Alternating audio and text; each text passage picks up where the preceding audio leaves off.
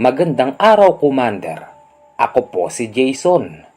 Ang kwentong ibabahagi ko po sa iyo ay kwento lang din sa akin ng aking matalik na kaibigan na si Herson. Parehas po kasi kami na Son ang dulo ng pangalan, kaya kami naging magkaibigan. Si Herson po ay apo ng isang albularyo. Nangyari po ito sa isang lugar doon sa Visayas.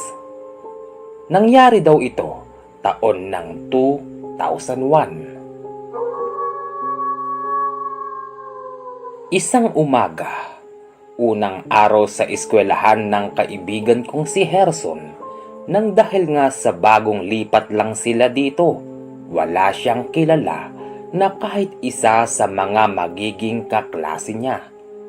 Si Herson ay tahimik na tao. Hindi ito kumikibo, mas lalo na sa mga taong hindi niya kilala.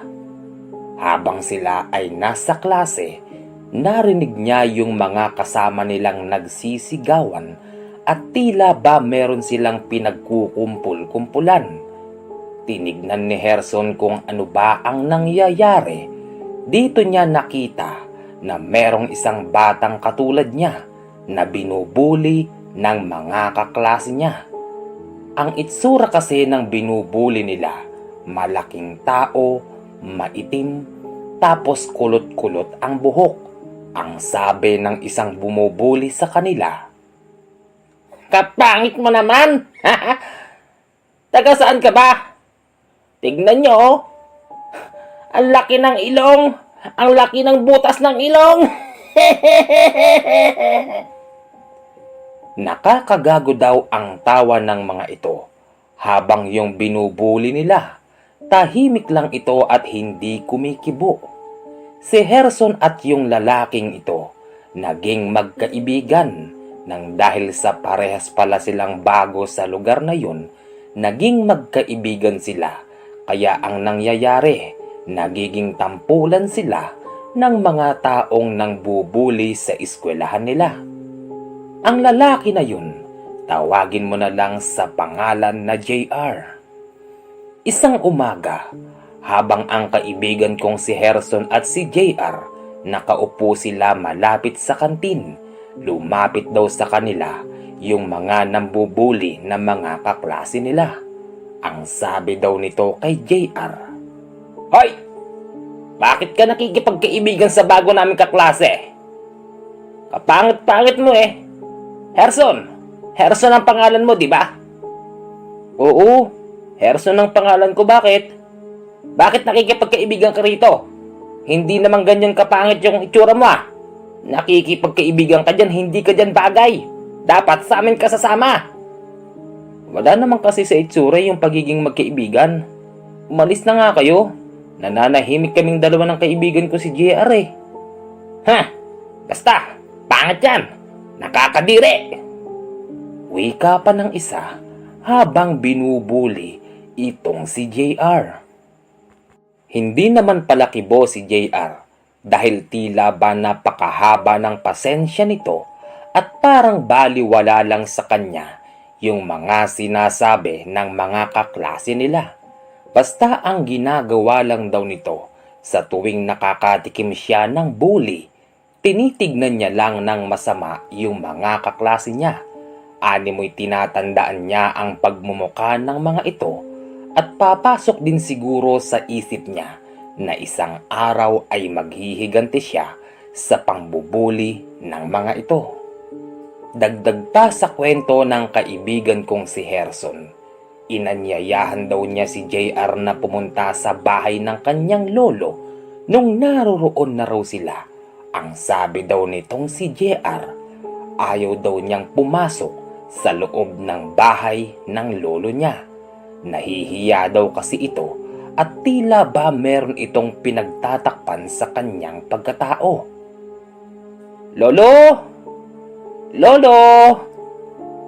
Sino yung kasama mo, apo?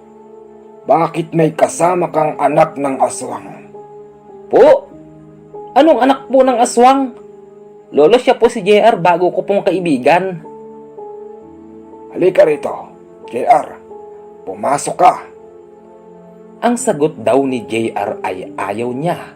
Uuwi na lang daw siya at madali itong nagtatakbo papauwi sa bahay nila. Wika tuloy ng lolo nitong si Herson.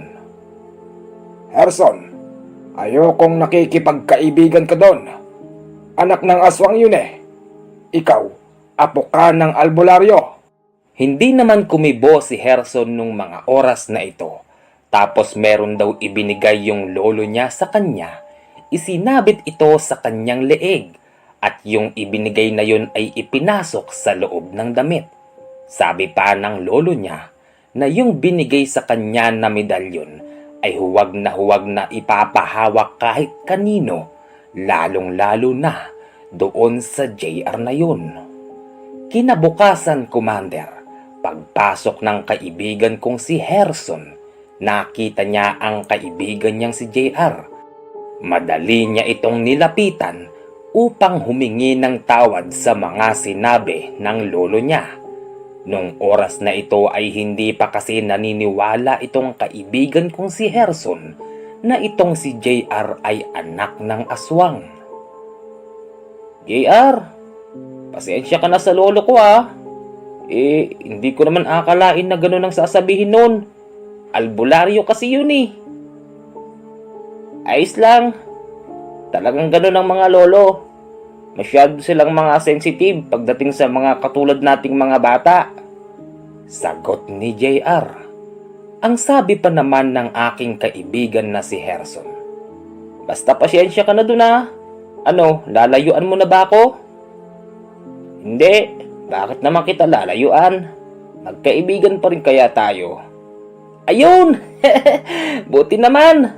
Tara, punta tayo sa kantin. Tara! Pagpunta nila sa kantin, bumili raw sila dito ng makakain.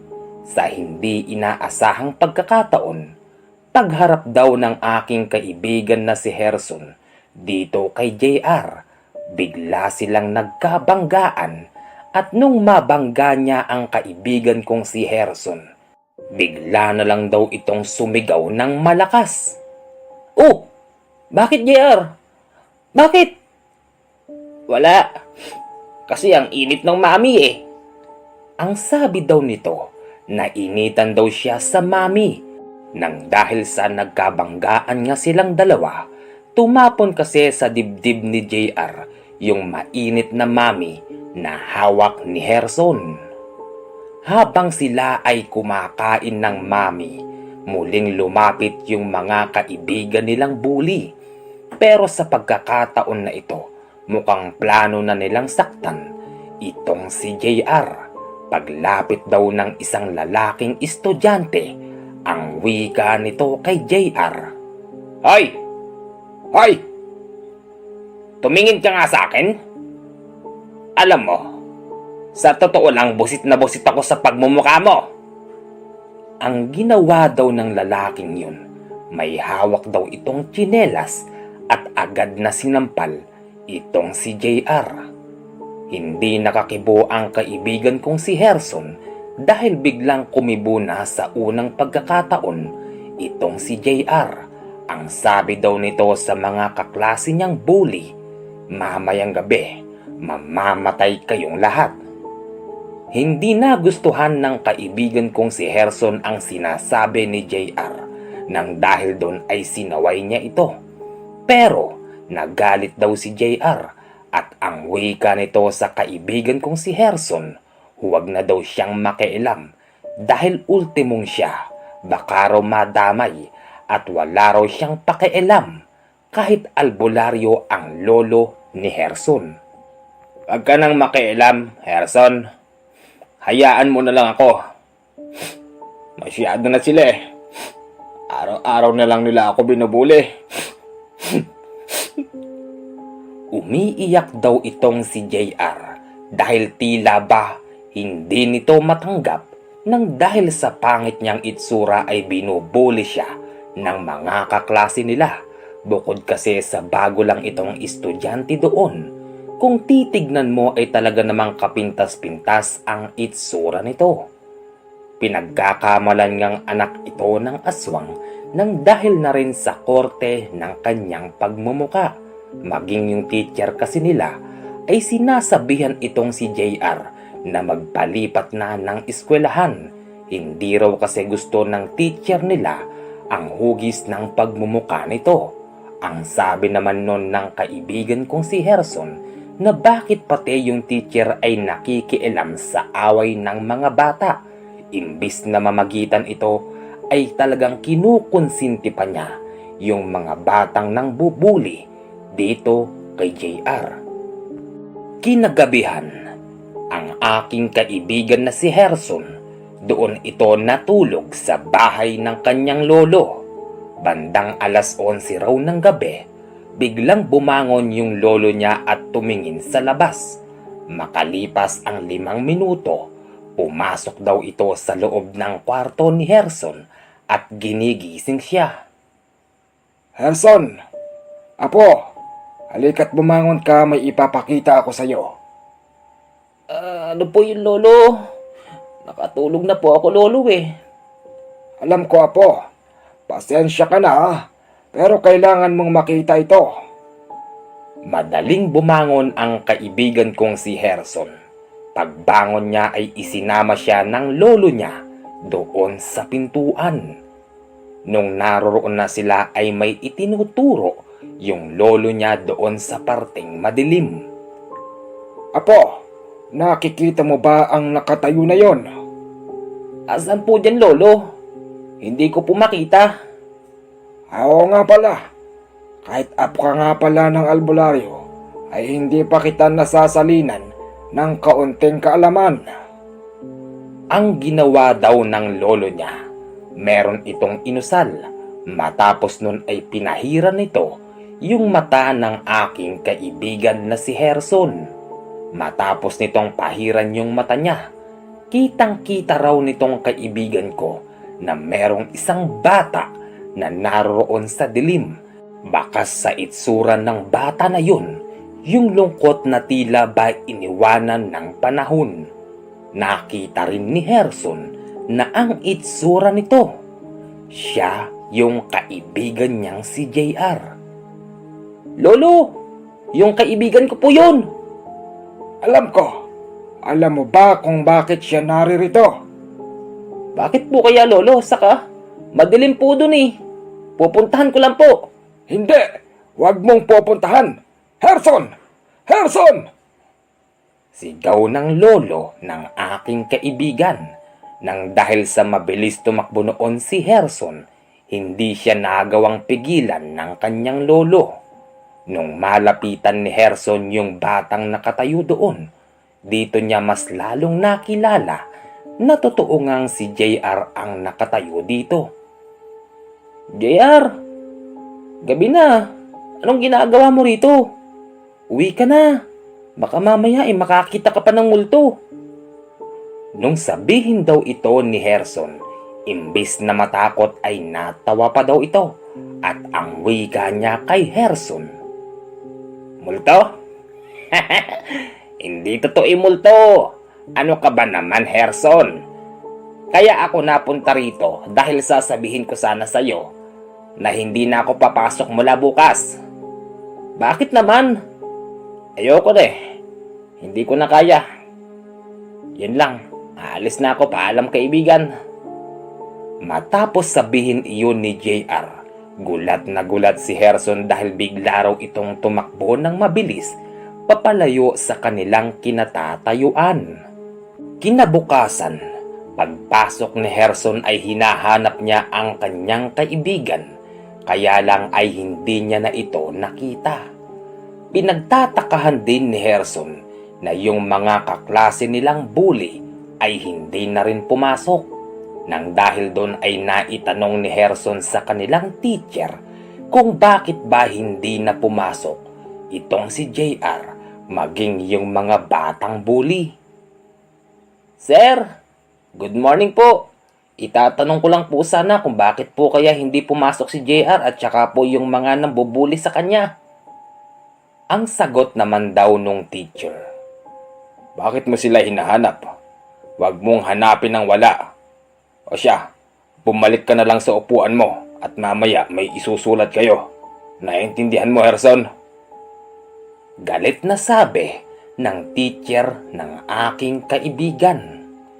Lumipas ang isang linggo, hindi na talaga pumasok ang kaibigan niyang si JR maging yung mga batang bully nang dahil doon ay sinabi niya ito sa kanyang lolo. Nung sabihin niya naman ito sa lolo niya, nagulat ang kaibigan ko sa sagot ng kanyang lolo. Alam mo, Apo, kaya hindi na pumasok yung mga batang nang bubuli doon sa anak ng aswang. Sila ay mga namatay na. Po, paano pong... Oo, totoo yun, Apo. Tinutuo ng kaibigan mong aswang na tutuluyan sila nito. Kung ganun po, lolo, totoo po palang aswang yung kaibigan ko si JR. Totoo, Apo. Kaya nga nung binigyan kita ng pangontra, hindi na masyadong nagdidikit sa'yo ang batang yon. Takot din siya sa'yo. Kaya po pala. Lolo, gusto ko po sanang makita yung kaibigan ko eh. Para saan? Ay nakong bata ka. Iwasan mo yun, Harrison. Ayokong dumating ang araw na ako at ang magulang nun ang maglaban. Mas mainam nang nananahimik ang buhay natin na walang kalaban na aswang. Mahirap humarap sa mga yan. Ultimong albularyo ay kayang kainin ng mga ito, lalong-lalo na kung mahina ang lakas nito sa espiritual. Pasensya ka na, Apo, at hindi kita mapagbibigyan sa hinihiling mo sa akin. Nawala na ng tuluyan ang kaibigan niyang si JR. Pero merong isang pagkakataon na tila ba talagang pinaglalapit ang kanilang tadhana. Isang gabi, habang itong aking kaibigan ay natutulog, para bang hindi ito mapakali dahil naririnig niya sa labas ng bahay ay merong tumatawag sa kanya. Tinatawag daw yung pangalan niya at pilit siyang pinalalabas nito. Lumabas naman si Harrison. Paglabas niya ay nakita niya yung alaga nilang aso na nakatali sa gilid ay patay na. Wala na ang mga bituka nito at yung ulo na lang nito ang may natitirang konting balahibo. Nay! Yung alaga po nating aso, Nay! Patay na po! Wika ni Harrison sa kanyang mga magulang habang natutulog. Matapos nito ay narinig na naman niyang muli yung tumatawag mula sa labas ng kanilang bahay. Nabobosesan niya ito na ito si JR. Noong mga oras na ito ay muling isinuot ng kaibigan ko yung medalyon na pangontra galing sa kanyang lolo. Paglabas ng aking kaibigan doon, kitang-kita niya na itong si JR ay nasa labas ng bahay. Madali niya itong nilapitan at buong tapang niyang inundayan ng bira sa muka. Nung birahin niya ito sa muka ay hindi naman daw ito kumikibo. Tawa lang daw ito ng tawa at sinasabi pa daw nitong si JR na kaya siya pumunta rito sa bahay nila upang iparating ang balita na yung mga batang bully ay pinatay na nila. Sinabi din nitong si JR na bukas ay papasok na uli siya sa kanilang eskwelahan. Matapos nun ay bigla raw itong tumakbo ng mabilis. Hindi na natanaw ng kaibigan ko kung saan ba ito pumunta. Kinabukasan, bandang alas 7 ng umaga, naroroon na si Harrison at naroroon na rin ang kaibigan niyang si JR. Nung makita ito ng teacher, ang wika ng teacher na yun. Oh, JR, akala ko ba hindi ka napapasok? Sa tagal ng araw mo na hindi pumasok, tanggal ka na rito. Umalis ka ng bata ka. Ayoko nang makita yung pangit na pagmumukha mo. Ano? Titingin ka na lang ba? O baka naman gusto mong paluin pa kita ng hawak kong aklat? Wika raw ng teacher na halata mong galit na galit ito. Ito namang kaibigan kong si Herson, pilit na inaawat ang kanilang teacher nang dahil sa alam niya ang kayang gawin nitong si JR, pinipilit niya yung teacher niya na tumigil at humingi ng pasensya sa kaklase nilang si JR. Wika pa nung teacher nila. "Huwag kang makialam dito, Herson. Ha? Teacher ako eh. Gagawin ko ang gusto ko, lalong-lalo na sa mga ganitong klaseng bata. Oy JR, umuwi ka na. Tanggal ka na rito. At kung gusto mong mag-aral, dun ka sa ibang eskwelahan, wag dito." Nakakapagtaka. Paano ka ba natanggap dito, ha? Ang tanging naging sagot daw noon ni JR, "Mamamatay ka, teacher." Paulit-ulit na sinabi ito ng batang yun hanggang sa natawa na lang itong teacher, sabay na ibinato yung hawak niyang aklat doon kay JR. Gulat na gulat ang kaibigan kong si Herson dahil nang batuhin ito ng teacher ay sinanggalang nito sa pamamagitan ng ihip. Umihip daw kasi ito nung batuhin ng teacher. Yung aklat biglang bumagsak sa simento, sabay tawa ng malakas nitong si JR. "Teacher, mamamatay ka. Mamamatay ka, mamamatay ka, teacher." Yun daw yung paulit-ulit na binabanggit nito habang yung teacher niya ay natawa na lang din. Mukhang pinipigilan na lang din ng teacher niya ang kanyang galit kaya ito lumabas. Yun ding araw na ito, umalis daw si JR pero tumingin ng napakasama sa kanilang teacher.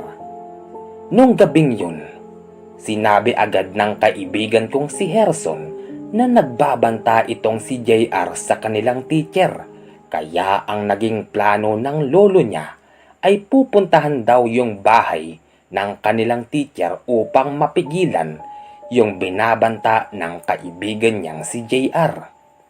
Nahirapan ang kaibigan kong si Herson kung saan ba matatagpuan ang bahay ng kanilang teacher. Bandang 8:00 ng gabi, natagpuan na nila ito. Gulat na gulat sila dahil napakarami raw tao sa bahay ng teacher na yun. Nung una ay inaakala nila na merong handaan sa bahay pero hindi pala yun ang nangyayari doon.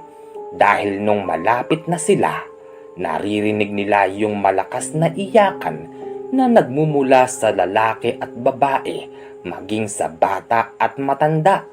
Pagsilip nila doon, nakita ng kaibigan kong si Herson na yung teacher nila ay nakabigti habang yung mga dila nito ay nakalawit. Kita rin sa kanyang mukha na para ba itong nang laban. Base naman sa mga naging investigasyon ng mga taga-barangay, ito raw teacher nila ay kusang nagpakamatay, pero ipinipilit ng anak nito na bago mangyari yun, nakakita raw sila ng kulay itim na anino na pumasok sa kwarto ng kanilang ama.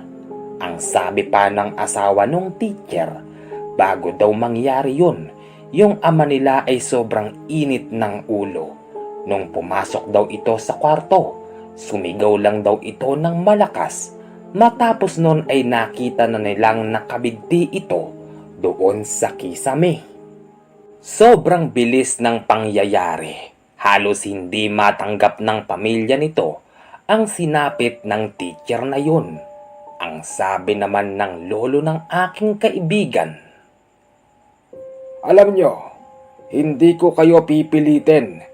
Pero kaya nakabitin dyan ang teacher dahil ang kanyang katauhan ay pinasok ng demonyo.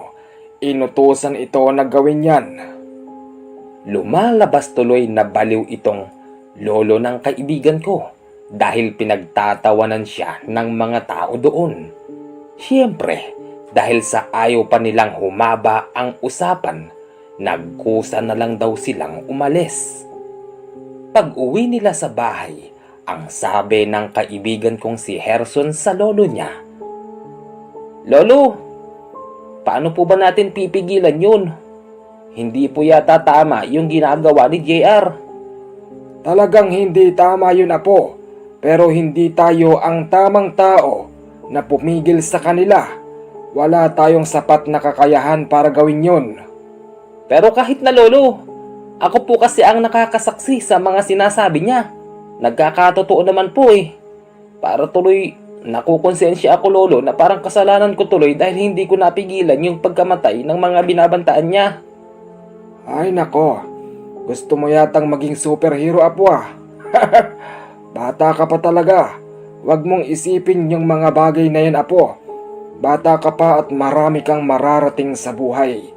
Pag sa oras na sineryoso mo yung mga ganyang klase ng usapin, baka hindi mo abutin ang pag-aasawa, Apo. Medyo tumanim sa isip ng aking kaibigan yung sinabi ng kanyang lolo, pero ang bugso ng damdamin ni Gerson ay gusto niyang puntahan kung saan man nakatira itong si JR. Gusto niyang wakasan ang kasamaan na ginagawa nito. Lumipas ang isang buwan, tila hindi makalimutan ng kaibigan kong si Gerson yung mga nangyari sa nakaraan. Nang dahil dito ay nabuo sa isip niya na hanapin kung saan ba nakatira itong si JR. Yun ding araw na ito ay ginawa niya. Nagtanong-tanong siya sa mga tao kung kilala ba nila itong si JR. Ni isa naman sa kanila ay walang nakapagturo. Ultimong yung principal ng eskwelahan ay hindi raw alam ang bahay nitong si JR. Inabot na ng gabi ang kaibigan kong si Gerson nang dahil sa pagtatanong niya, tila ba nabawasan na ito ng pag-asa na makita pang muli ang kanyang kaibigan na si JR. Pero totoo nga ang kasabihan na pag hindi mo hinahanap ang isang bagay ay kusa itong magpapakita sa iyo. Dahil nang pauwi na ang kaibigan kong si Gerson, nakasalubong siya ng isang malaking aso. Nang dahil dito ay nakaramdam siya ng matinding takot. Mabilis siyang nagtatakbo pa uwi sa bahay ng kanyang lolo at sinundan siya ng malaking aso. Nung medyo malapit na raw itong si Gerson sa bahay ng lolo niya, narinig niya mula sa kanyang likuran na tinatawag siya ng kaibigan niyang si JR. Napahinto noon si Gerson. Paglingon niya sa likuran, totoong si JR ang nasa likod niya. Gulat na gulat ang aking kaibigan dahil hindi niya lubos akalain na si JR pala yung malaking aso na humahabol sa kanya. Ang wika tuloy ng kaibigan ko doon kay JR. Ikaw pala yun. Talagang napatunayan ko ng napakasama mo. Aswang ka pala. Ang sagot naman daw nito, ngayon mo lang ba alam? Lahat sila pinatay ko. Bakit mo ginagawa yan? Saka, saan ka ba nakatira? Napakasama mo. Gusto ko sanang tapusin na to ngayon. Anong ibig mong sabihin, kaibigan ko? Lalabanan mo ko? Nagpapatawa ka yata ah. Sa palagay mo, uubra ka sa akin? Kahit matalo ako, lalabanan kita. Masyado ka naman nagpapadala sa pagiging bata mo. Sa totoo lang, kailanman ay hindi kita pinag-isipan na lalabanan mo ako. Umuwi ka na. Kaya lang ako nagpakita sa iyo upang sabihin sa iyo na tigilan mo na ang kabaliwan mo. Dahil kailanman ay hindi mo matutuntun kung saan ako nakatira. Uuwi na ako. Umalis ka na. Matapos nun, kitang-kita ng kaibigan ko na unti-unting nagbago ang itsura ni JR. Mula sa pagiging bata, naging isa itong malaking aso. At nung maging aso na ito ay mabilis itong tumakbo. Ito namang kaibigan kong si Gerson ay hindi nawalan ng pag-asa. Mabilis niya itong sinundan at dito niya nakita. Ito palang kaibigan niyang si JR ay doon nakatira sa isang malaking puno. Yung puno na ito ay matanda na, Base kasi sa kwento ng mga magulang ni Gerson, bata pa lang daw sila ay nakatayo na yung puno na yun. Gulat na gulat si Gerson dahil sa malaking puno na ito ay meron palang nakatirang aswang. Hindi mo ito matatawag na bahay dahil wala namang nakatayong bahay kahit doon sa ituktok nito. Matapos nun, inikot-ikutan ni Gerson yung malaking puno at nagsisisigaw ito doon. Pilit na pinalalabas ang kanyang kaibigan. Tapos nun ay nagsasalita pa si Gerson ng hindi maganda. Hindi nagtagal, 5 minuto ang lumipas. Lumabas na itong si JR. Ang wika nito kay Gerson. Gerson, ako ay kalahating aswang at kalahating engkanto. Kaya ka ba naririto dahil gusto mong sumama sa aming mundo? Halika na, sumama ka sa akin. Tignan natin kung babalik ka pa sa pangit na lugar na ito. Nung sabihin yun ni JR, mabilis na sumagot si Gerson. Ang sabi niya ayaw niya. Kaya lang kita sinundan dahil gusto ko nang wakasan ang mga ginagawa mong kasamaan. Ganun pa man, walang nagawa si Gerson nung pumasok si JR sa loob ng malaking puno tapos hindi na ito nagpakita. Magmula noon hanggang sa ngayon. Hanggang dito lang Commander JH at napakaikli po ng kwento ng aking kaibigan na si Gerson. Siya nga pala, kami po ngayon ay nagtatrabaho dito sa isang hotel sa Maynila. At sa pangkasalukuyan, ang kaibigan kong si Gerson ay gumagamot pero ang ginagamot lang niya yung tsamba na pangyayari, yung tipong naroroon siya nang magkaroon ng sakit ang mga taong ginagamot niya. Hindi siya tumatanggap ng pasyente sa bahay dahil ang ginagawa niya araw-araw, nagtatrabaho kami sa hotel at pag merong pagkakataon na gagamot siya, yun lang yun at hindi ito tumatanggap ng pasyente sa bahay nila. Maraming salamat Commander JH. Kung sakaling mapapansin mo ang kwento ko, tatanawin kong isang napakalaking pasasalamat ito dahil ang idol ko ay napansin ako. Yun lang po Commander JH at maraming salamat po. Ayos ang kwento, kalahating aswang at kalahating engkanto. Sa bagay pwede naman yun, alam nyo po kasi ang mundo ay mahiwaga. Meron naman kasing mga tao na hindi naniniwala. Ang alam kasi nila por ganun lang. Alam nyo, ang mundo po natin ay maraming natatagong lihim. Yan po ay hindi alam ng iba. May nababasa pa akong comment na sinasabi mga aswang yata kayo. Bakit kayo nakikinig ng ganito?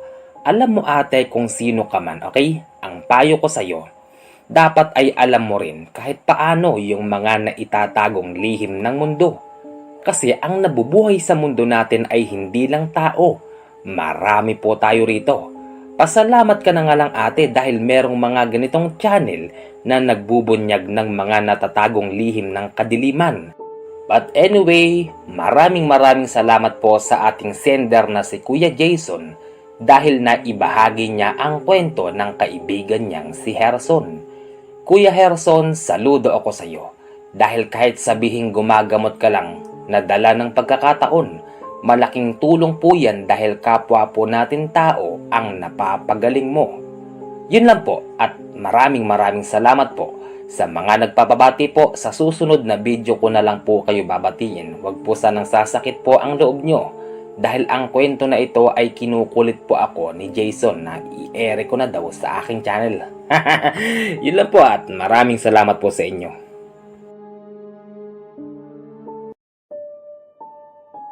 Magandang araw, Commander.